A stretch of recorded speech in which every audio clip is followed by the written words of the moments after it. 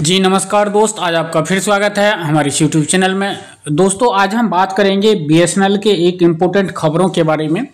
जिसमें VRS-2 के बारे में भी बात होगी और बीएसएनएल थर्ड PRC के भी बारे में बात होगी। क्योंकि जब CMD बीएसएनएल से पूछा गया क्या VRS-2 आ रहा है तो उन्होंने क्या जवाब दिया है कि हाँ जी हाँ दोस्तों, अधिकारियों का एक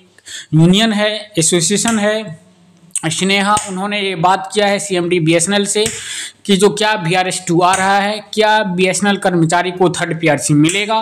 तो इन सारी मुद्दों को लेकर जो बैठक हुई थी दोस्तों, उस बैठक से एक बहुत बड़ी खबर निकल कर आ रही है।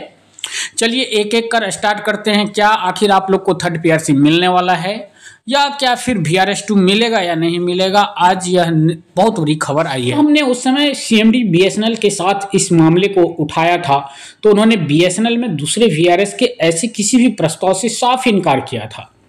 और स्पष्ट रूप से उल्लेख किया था कि बीएसएनएल में दूसरे VRS की कोई संभावना नहीं है। इसी बात को बीएसएनएल के CMD ने यूनियनों एसोसिएशनों के नेताओं के साथ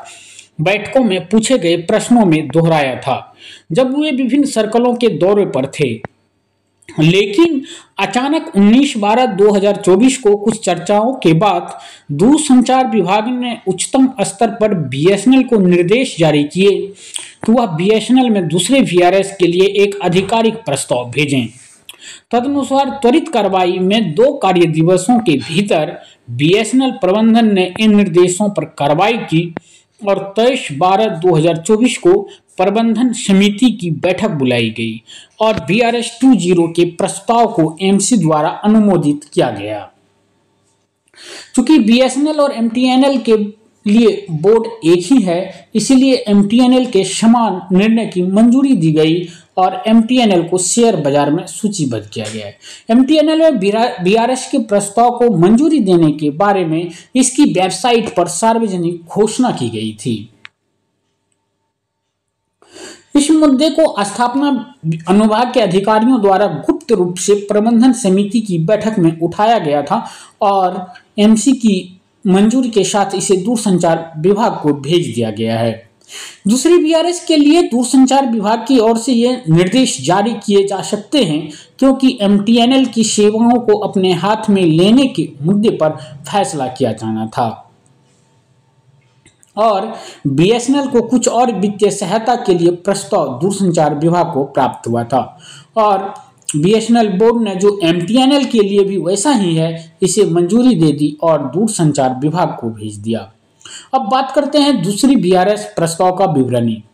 MC द्वारा अनुमोदित इस प्रस्ताव के अनुसार 45 वर्ष और उससे अधिक आयु के लगभग 35,000 बीएसएनएल अधिकारियों और गैर अधिकारियों को VRS देने का प्रस्ताव है। इस उम्मीद के साथ कि लगभग 5,000 अधिकारी और 14,000 गैर अधिकारी VRS का विकल्प चुनेंगे। इस प्रकार बीएसएनएल के लगभग 55,000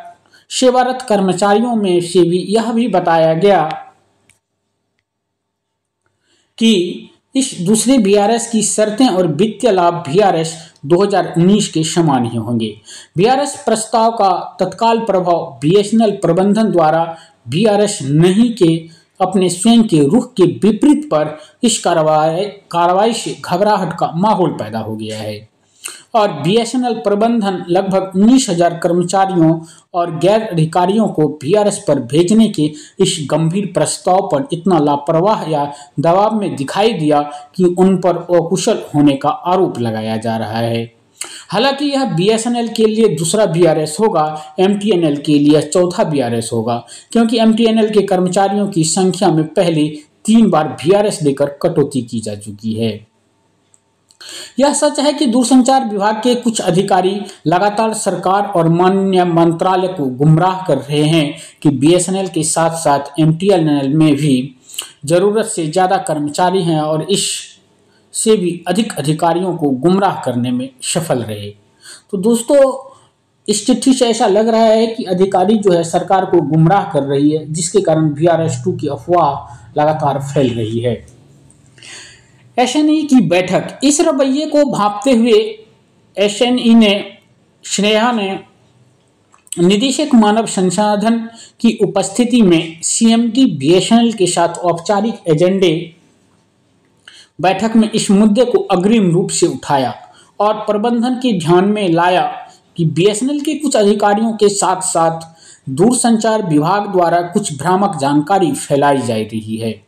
कि बीएसएनएल में अतिरिक्त कर्मचारी हैं, और विस्तार से बताया है कि कैसे झूठा प्रचार है और कैसे बीएसएनएल में अधिकारी वीआरएस 2019 के बाद कई गुना कार्यभार के साथ काम कर रहे हैं, और इसे सीएमडी बीएसएनएल ने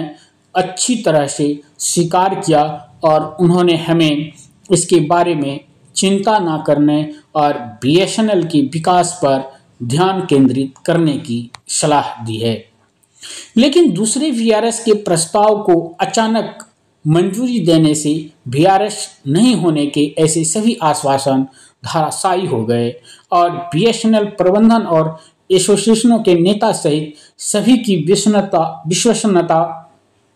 दांव पर लग गई है, और बीएसएनएल में हैरान अधिकारी यह समझने में असमर्थ है कि वे अपने जीवन और बीएसएनएल में सेवाओं से ऐसे संबंधित महत्वपूर्ण मुद्दों पर क्या है। बीएसएनएल में हैरान अधिकारी यह समझने में असमर्थ है बीएसएनएल में सेवाओं से संबंधित ऐसे महत्वपूर्ण मुद्दों पर प्रामाणिक समाचार सूचना के लिए किस पर विश्वास करें। एसोसिएशन और यूनियनों के नेताओं को वीआरएस की जानकारी, चूंकि एमसी बीएसएनएल एमटीएनएल द्वारा वीआरएस का निर्णय रातों रात और गुप्त रूप से लिया गया था, स्वाभाविक रूप से बीएसएनएल और एमटीएनएल के मान्यता प्राप्त एसोसिएशन, सहायक एसोसिएशन और मान्यता प्राप्त यूनियनों के साथ भी कोई चर्चा नहीं की गई थी। लेकिन बीएसएनएल और एमटीएनएल के एमसी द्वारा वीआरएस को मंजूरी देने के फैसले के बाद खबर लीक हो गई और सोशल मीडिया पर वायरल हो गई। बीएसएनएल प्रबंधन का दोहरा रुख देखकर हर कोई हैरान था, यानी एक तरफ यह स्पष्ट रूप से कहा गया था कि बीएसएनएल में कोई वीआरएस नहीं होगा, और दूसरी तरफ वही प्रबंधन बिना समय गंवाए प्रस्ताव तैयार कर रहा है और एक ही दिन में इसे मंजूरी दे रहा है, यह कहते हुए कि बेहतर तकनीकों और डिजिटल कामकाज के कारण बीएसएनएल में जनशक्ति की आवश्यकता की कम हो गई है और कर्मचारियों की संख्या बढ़ गई है। इसी तरह 23/12/2024 को इस वीआरएस 2.0 का प्रस्ताव को एमसी द्वारा मंजूर दिए जाने की खबर से बीएसएनएल के पूरे कार्यबल का ध्यान काम से हटकर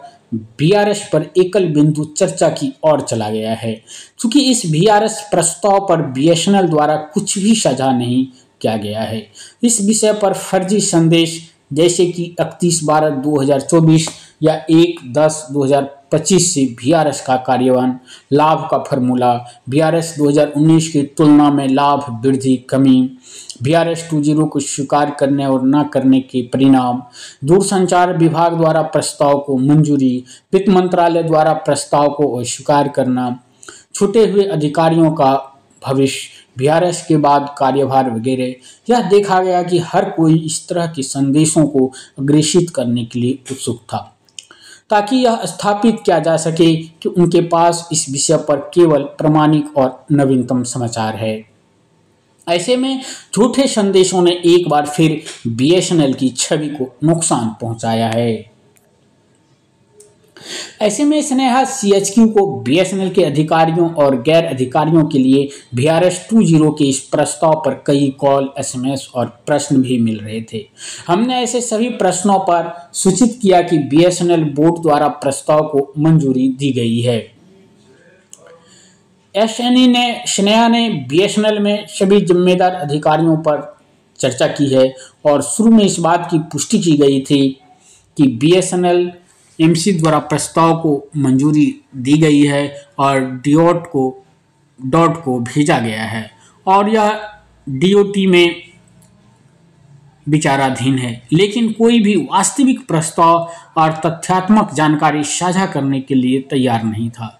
एक बार जब यह पुष्टि हो गई कि वीआरएस के लिए प्रस्ताव है, तो स्नेहा ने उच्च अधिकारियों सहित जिम्मेदार अधिकारियों के साथ मामला उठाया है और विस्तार से बताया है कि यह वीआरएस कैसे अवांछित है, इसका बीएसएनएल के शेष कार्यबल पर प्रतिकूल प्रभाव पड़ेगा, या कैसे बीएसएनएल के कर्मचारियों के बीच बड़े पैमाने पर अशांति है, या दूसरा वीआरएस कैसे खराब प्रतियोगिता मिलेगी, वीआरएस के किसी भी प्रस्ताव से पहले थर्ड पीआरसी का कार्यान्वयन कैसे होगा, बीएसएनएल में सभी संघ यूनियन आदि कैसे विरोध कर रहे हैं। वीआरएस के किसी भी प्रस्ताव से पहले थर्ड पीआरसी को कार्यान्वयन होना चाहिए। जब हमसे स्टैंड से पूछा गया तो हमने यह स्पष्ट कर दिया कि अब तक स्नेहा सीएचक्यू ने चर्चा और संवाद के मुद्दों के समाधान के लिए स्टैंड लिया है और आंदोलनकारी कार्यक्रमों के लिए नहीं जाना है। इस बार स्नेहा इसका रुख बदल देगा और हम बड़े पैमाने पर आंदोलन शुरू करेंगे और किसी भी वीआरएस को लागू करने के खिलाफ कड़ा विरोध दर्ज करेंगे। दूसरी पीआरसी के कार्यान्वयन से पहले वीआरएस के लिए कुछ अधिकारियों की इच्छा, हाँ यह एक तथ्य है, कुछ अधिकारी वीआरएस प्रस्ताव की प्रतीक्षा कर रहे हैं क्योंकि वे आवश्यक उपकरण और स्टोर के समर्थन के बिना और विक्रेता संचालित नीतियों के तहत ऐसी कठिन स्थिति में सेवा जारी नहीं रखना चाहते हैं। लेकिन इसका मतलब यह नहीं है कि डीओटी में अधिकारी किसी भी विफलता के लिए केवल बीएसएनएल के कार्यबल को दोष देना जारी रखते हैं और यह आवश्यक है कि डॉट में अधिकारियों को भी इस फैसले की जिम्मेदारी लेनी पड़े। बीएसएनएल का संपूर्ण प्रबंधन डीओटी के पूर्ण नियंत्रण में है। सभी नीतिगत निर्णय डीओटी द्वारा लिए जाते हैं और बीएसएनएल के मालिक के रूप में डीओटी भारत सरकार बुनियादी ढांचे विकास के लिए धन का निवेश कर रही है और बीएसएनएल में अधिकारियों और गैर अधिकारी की किसी भी निर्णय में कोई भूमिका नहीं है। यहाँ तक कि ओए, बीए और सर्कल हेड की शक्तियाँ बीएसएनएल कॉर्पोरेट कार्यालय में केंद्रीकृत है। यहाँ तक कि सीजीएम के पास 1 किलोमीटर की केबल बिछाने की भी शक्ति नहीं है। बीएसएनएल के कार्यबल को कैसे जिम्मेदार ठहराया जा सकता है, यह बड़ा सवाल है क्योंकि यह डीओटी में अधिकारियों द्वारा किया गया है। कई साल बीएसएनएल में वीआरएस प्रस्ताव की वर्तमान स्थिति डीओटी में सभी जिम्मेदार अधिकारियों के साथ स्नेहा द्वारा इस तरह की सभी समय पर प्रतिक्रिया के साथ बीएसएनएल में दूसरे वीआरएस के प्रस्ताव को डीओटी द्वारा रोक दिया गया है और अब इसे दूसरे वीआरएस पर अपनी सिफारिशें देने के लिए डीसीजी को भेजा गया है। बीएसएनएल दरअसल एचआर मुद्दे बीसीजी के साथ बीएसएनएल द्वारा एमओयू का हिस्सा नहीं है, लेकिन एक विशेष मामले के रूप में इसे मेसर्स बीसीजी को सौंप दिया गया है और उम्मीद है कि बीसीजी 1 या 2 महीने के भीतर अपनी रिपोर्ट जमा कर देगा। जैसे बीएसएनएल में तत्काल वीआरएस का कोई मौका नहीं है और बीएसएनएल कार्यबल के लिए तीसरे वेतन संशोधन के कार्यान्वयन से पहले किसी भी वीआरएस का विरोध करने के लिए स्नेहा अपने स्टैंड के साथ जारी रहेगा। 11 और 12 जनवरी 2025 को निर्धारित स्नेहा की सीडब्ल्यूसी बैठक में फिर आगे चर्चा की जाएगी और आगे की कार्रवाई का फैसला किया जाएगा। सीएमडी बीएसएनएल की प्रतिक्रिया और अपील। तो दोस्तों, इन सब जब इतनी बातें हो गई तो फिर सीएमडी बीएसएनएल के साथ एक बैठक हुई और इस बैठक में उन्होंने स्पष्ट रूप से कहा है, पहले कोई भी जिम्मेदार नहीं ले रहा था, लेकिन जब कल स्नेहा प्रतिनिधि मंडल ने सीएमडी बीएसएनएल के साथ नए साल की बधाई देते हुए बैठक की तो सीएमडी बीएसएनएल ने आधिकारिक तौर पर बताया कि बीएसएनएल के कर्मचारियों के लिए कोई वीआरएस नहीं होगा और सभी को इस वित्त वर्ष 24-25 के शेष 3 महीनों के लिए बीएसएनएल के विकास पर ध्यान केंद्रित करना होगा। सीएमडी बीएसएनएल ने मार्च 2025 के बाद तीसरे पीआरसी कार्यान्वयन सहित प्रत्येक लंबित एचआर मुद्दे पर गौर करने का दृढ़ता से आश्वासन दिया। सीएमडी बीएसएनएल ने स्पष्ट रूप से उल्लेख किया कि बीएसएनएल में कोई वीआरएस नहीं होगा और इस बात पर जोर दिया कि बीएसएनएल ने पिछले 2 वर्षों में अच्छा प्रदर्शन किया है और इस वर्ष का प्रदर्शन तीसरे पीआरसी कार्यान्वयन सहित कई मुद्दों पर फैसला करेगा और सभी अधिकारियों और गैर अधिकारियों से बीएसएनएल के लिए अपना सर्वश्रेष्ठ देने की अपील की, ताकि बीएसएनएल बढ़ते हुए राजस्व के साथ सकारात्मक विकास दिखाए। तो दोस्तों, हालांकि सीएमडी साहब ने बीएसएनएल सीएमडी साहब ने स्पष्ट रूप से कह चुके हैं कि VRS-2 की अभी कोई योजना नहीं है और इस 3 महीने के अंदर जो अभी एंडिंग ईयर होने वाला है, फाइनेंशियल एंडिंग ईयर, इसमें आप सभी बीएसएनएल कर्मचारी अच्छे से काम कीजिए ताकि बीएसएनएल का रेवेन्यू बढ़ सके और मार्च 2025 के बाद हम बीएसएनएल थर्ड पीआरसी के बारे में भी बात करेंगे कि जो किसी तरह आप लोगों को थर्ड पीआरसी दिया जाए। तो दोस्तों, ये एक बहुत ही अच्छी पहल थी, बहुत ही अच्छी जानकारी सीएमडी साहब ने शेयर किए हैं, ताकि क्योंकि बीएसएनएल कर्मचारी बड़ी चिंता में थे कि क्या VRS-2 आने वाला है, इसको लेकर बहुत टेंशन में थे। हालांकि अब सीएमडी साहब ने स्पष्ट कर दिया है कि ऐसा कुछ नहीं होने वाला है। देखते हैं दोस्तों आगे क्या होता है। फिर कुछ एक और VRS का प्रस्ताव MTNL कर्मचारियों के लिए आश्चर्य की बात नहीं थी, बल्कि VRS MTNL एसोसिएशन यूनियनों की फौरन की मांग थी, क्योंकि कैबिनेट पहले ही फैसला कर चुकी है कि दिल्ली और मुंबई क्षेत्र में MTNL सेवाओं को बंद किया जाए, उन्हें BSNL द्वारा अपने अधीन लिया जाए। पिछले साल की शुरुआत में BSNL MTNL प्रबंधन ने पूरे MTNL कर्मचारियों के लिए 3 विकल्प देने के लिए दूरसंचार विभाग को एक प्रस्ताव भेजा था। ये विकल्प थे: MTNL सेवाओं से VRS, दूरसंचार विभाग अन्य सरकारी इकाइयों में प्रतिनियुक्त या MTNL सेवाओं में बने रहना और BSNL की शर्तों के अनुसार BSNL में समाहित होना। लेकिन अचानक 3 विकल्पों के इन प्रस्तावों को दूरसंचार विभाग BSNL ने एक तरफ रख दिया और MTNL के सिर्फ 150 से अधिक अधिकारियों को सेवाओं के साथ BSNL में प्रतिनियुक्ति करने का प्रस्ताव रखा